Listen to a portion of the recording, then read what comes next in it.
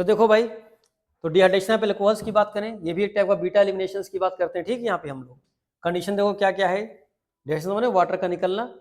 ठीक, तो reaction with concentrate H2SO4 के साथ हो 160 डिग्री पर, रिएक्शन विद फास्फोरस एसिड के साथ हो या फास्फोरिक एसिड के साथ हो 200 डिग्री पर, या पासिंग अल्कोहल वेपर इन एल्यूमिना। ठीक है, नहीं पढ़ते थे और पढ़ते थे, और उसमें बॉक्साइड और आता था, वहाँ भी आता था ये P2O5, या एनहाइड्रस ZnCl2 ले लें। कब? 350 डिग्री से लेकर 400 डिग्री सेंटीग्रेड तक। ये सारे क्या करेंगे? सेम कंडीशन देखो, अल्फा H है, देखो यहाँ पे अल्फा कार्बन, ये बताओ बीटा कार्बन है, यहाँ से H निकलेगा, यहाँ से क्या निकलेगा? OH। अब अगर जनरल फार्मूले की बात करें, देखो तेलकोल का जनरल फार्मूला क्या होता है? CnH2n+1 OH, या इसको हम ऐसे भी कर सकते थे CnH2n+2O। बोलो, अब इससे क्या बनेगा? देखो CnH2n बनना है, तो जनरल फार्मूला क्वेश्चन कभी पूछ लेते हैं, बताओ कि डिहाइड्रेशन में जनरल फार्मूला क्या बदल जाएगा? तो एल्कोहल से क्या बन जाएगा? CnH2n। बोलिए, यहाँ देखो वही काम किया है, देखो अल्फा और बीटा यहाँ से निकाल दिए, और बीच में क्या बन गया? Double bond. बात समझ में आ रही है?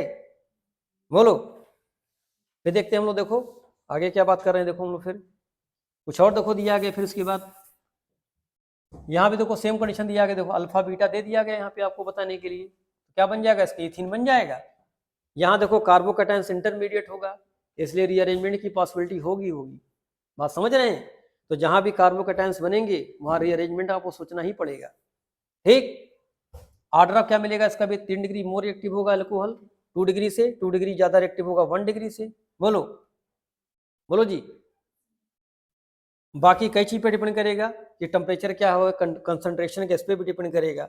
यहाँ भी स्टेट जरूर अप्लाई करेंगे हम लोग।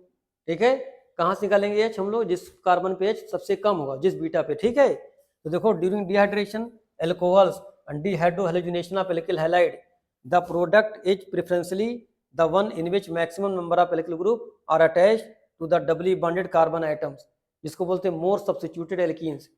ठीक, ये कैसे मिलेगा? जिस कार्बन पे सबसे कम H होगा। ठीक है, यहाँ भी देखो, अब देखो इससे अटैच, देख रहे हो ये बीटा और ये भी बीटा, इसके पास 3 H है, इसके पास 2 H है, तो कौन से बीटा से निकालेंगे हम लोग H? इससे। और जब इससे निकालेंगे तो क्या बनेगा? देखो इस कार्बन के बगल में सब्स्टिट्यूशन है, इस कार्बन के बगल में भी सब्स्टिट्यूशन है, इसमें देखो क्या, और सिर्फ एक तरफ सब्स्टिट्यूशन है, एक तरफ सब नहीं सब्स्टिट्यूशन है ना। तो ये देख रहे हो 80% बनना है, और ये कितना बनना है? 20%।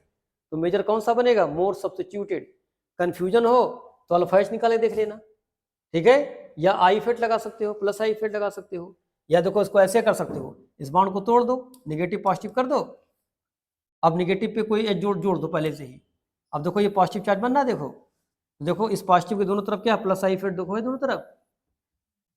यहाँ बताओ, तो 2 डिग्री दो तरफ से प्लस आई, यहाँ अगर प्लस चार्ज लगाते बताइए, तो यहाँ भी देखो कुछ ऐसा मिलता। दोनों में कंडीशन सेम कैसे हो गई? अच्छा यहाँ देखो एक और चीज, देखो यहाँ देखो दोनों 2 डिग्री मिल सकते हैं प्लस। बोलो, यहाँ प्लस क्या मिलेगा? 1 डिग्री मिलेगा और 2 डिग्री मिलेगा। इस केस में 2 कैटायंस मिलेंगे, दोनों 2 डिग्री मिलेंगे। इसमें कैटायंस कैसा मिल सकता है? 1 डिग्री और 2 डिग्री मिलेगा। तो ज्यादा स्टेबिलिटी किसकी होती है? 2 डिग्री वाले की। ये भी बात कर सकते थे हम लोग। तो आप इंडक्टिव फिट भी लगा सकते हैं, और हाइपर कॉन्जुगेशन से भी स्टेबिलिटी देख सकते हैं।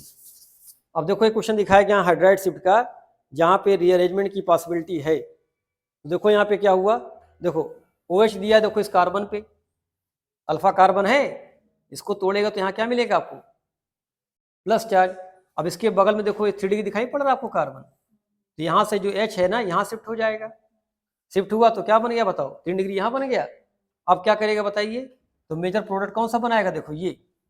ठीक, तो यहाँ पे देखो हम बात करते हैं हाइड्राइड शिफ्ट की बात करते हैं, तो ये बनाएगा मेजर प्रोडक्ट, ये क्या बनेगा? Minor product. ठीक, बात समझ रहे हैं? वैसे कौन सा बनता बताओ माइनर प्रोडक्ट? यहाँ से निकलता, देखो अब यहाँ कहाँ से निकल रहा माइनर में? यहाँ से निकल रहा है, ये नहीं बनना, देख रहे हो? तो हाइड्राइड शिफ्ट की वजह से ऐसा हुआ। नेक्स्ट देखो पढ़ते हैं हम लोग फ्रॉम एल्किल डाइहैलाइड, या जिसको बोलते हैं डीहैलोजिनेशन। ये 2 पढ़ते हैं हम लोग, एक होता है बिस्नल और एक होता है जिम। तो बिस्नल में क्या बात करते थे? अगल बगल कार्बन से लगा X जुड़ा हो, हेलोजन जुड़ा हो, बोलो तो उसको हम क्या बोलते थे? विशनल। बोलिए, तो विशनल में क्या था? अगल बगल कार्बन से क्या जुड़ा हो? एक्स हेलोजन, तो जिसको बोलते हैं बिसनल। अब देखो इसका जेडन से रिएक्शन कराया गया, तो जेडन पता ही ना क्या होता है, 2x2 ले लेगा और दोनों के बीच बॉन्ड फ्री हुआ सिग्मा बॉन्ड, तो एक पाई बॉन्ड बन जाएगा। बोलो, तो देख रहे हो यहाँ पे क्या हो रहा है, 2 सिग्मा बॉन्ड टूट के क्या बनना है, एक पाई बॉन्ड बनना है। ठीक, उसके बाद देखो यही हम बात करते हैं जिम डाइहाइड की बात करेंगे, तो जिम में क्या होगा, देखो एक ही कार्बन पे दोनों एक्स होंगे। ठीक, तो ये जनरली यूज कब करते हैं हम लोग, जब नंबर ऑफ एल्कीन्स के नंबर बढ़ाने हो, यानी हायर मेंबर ऑफ एल्कीन चाहिए तो हम इसे यूज करते हैं, कौन सा, जिम वाला यूज करते हैं। देखो जिम लिया गया तो देखो 2 से 4 कार्बन का मिल गया आपको एल्कीन। ठीक, एक हो कोल्बे इलेक्ट्रोलिसिस, उसमें एल्केन में भी आया था, एल्कीन में भी आएगा, एल्काइन में भी आएगा। वहां पे क्या था, इनके बीच में कोई बॉन्ड नहीं था, याद है, अलग अलग लिखा गया था दोनों। अरे CH3CON लिखे थे। अब यहाँ देखो इसके अंदर बॉन्ड बना, सोडियम सक्सिनेट बोलते हैं इसको हम लोग। अब बताओ यहाँ भी काम करना, देखो इस बॉन्ड को तोड़ेंगे, 2 सिग्मा बॉन्ड फ्री हुआ, बीच में क्या बन जाएगा, पाई बॉन्ड, बाकी ये CO2 गैस निकल ही जाएगा।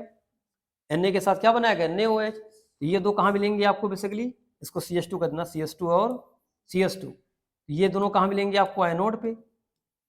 बोलो, और NaOH और H2 गैस कहाँ मिलेगा, कैथोड पे। तो देखो इसकी मैकेनिज्म देखो, ये दिख रहा है, देखो यहाँ जब इस बॉन्ड को तोड़ेंगे तो निगेटिव चार्ज आएगा, देखो जैसे निगेटिव से पहले भी आया था। बोलो, दोनों पे निगेटिव चार्ज आएगा, निगेटिव चार्ज दिखा दो जैसे वहां वो पे। अब देखो बात क्या करते हैं हम लोग, तो निगेटिव चार्ज इसका हो गया, याद है 2 इलेक्ट्रॉन निकाला गया था तो फ्री रेडिकल्स बन गए थे, एल्केन्स में भी तो ये किया गया था जी। तो देखो क्या हुआ, देखो 2 इलेक्ट्रॉन निकाला गया तो फ्री रेडिकल्स बन गए।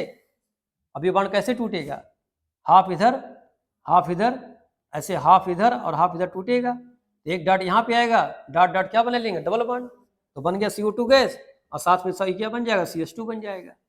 यहाँ देखो वाटर टूटेगा तो H+ और OH माइनस बनाएगा, H+ फिर 2 इलेक्ट्रॉन ऐड करके H2 बना लेगा, और यही जो OH है, जो सोडियम बचा था ना अभी, उसके साथ कंबाइन कर जाएगा और क्या बना लेगा, ये NaOH। तो पूछा जाता है ना सोल्यूशन कैसा है, बेसिक की एसिडिक, तो सोल्यूशन कैसा बेसिक होगा, pH क्या होगा, ज्यादा हो जाता है। ठीक, ये बात समझ में आ रही है, बोलिए। इतना आपको पढ़ना है प्रिपरेशंस के बारे में, इतना तो आपको पढ़ना ही पढ़ना है NCERT के अकॉर्डिंग। ठीक।